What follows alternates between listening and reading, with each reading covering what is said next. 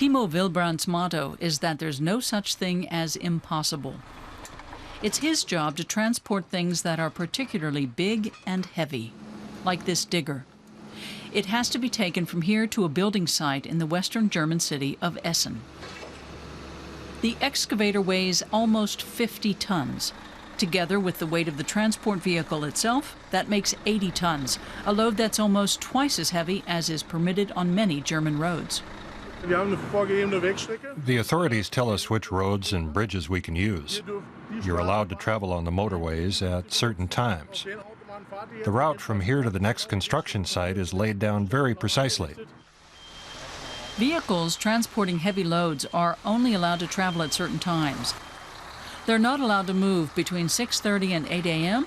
or from 3:30 p.m. onwards. That makes journey planning difficult.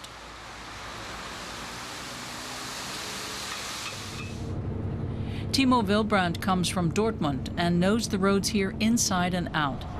At the moment, there are no traffic jams in sight. But the traffic news on the radio sounds a little ominous. There are a lot of building sites in the Ruhr and lots of motorways and commuters.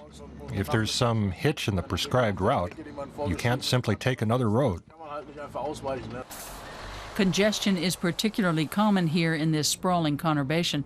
On some days, the roads are gridlocked and the volume of traffic is on the rise. Yeah, it's a bit busy here. We'll have to see. I'm not sure if I'll make it all the way in time. Okay, tell me if it continues. Okay. The vehicle is just one of 25 vehicles in the Blödorn Haulage Company's fleet that's on the road in the Ruhr region today. It's not easy to battle through the heavy traffic day in and day out.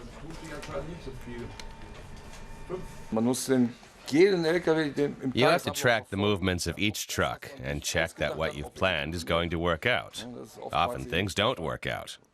Time is money, and we're confronted with problems every day.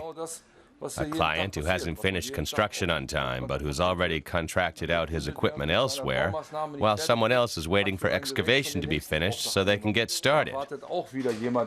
One thing leads to the next. After spending 3 hours on the road, Wilbrandt arrives in Essen slightly behind schedule. The next day, he's given a new assignment, taking this huge 50-ton concrete pipe to Dortmund. The truck is not permitted to cross most of the bridges in the area with a load like this. The driver has to make a detour. We can't drive from the A46 directly onto the A3 because the A3 overpass needs work. We'll take the next exit in Hilden.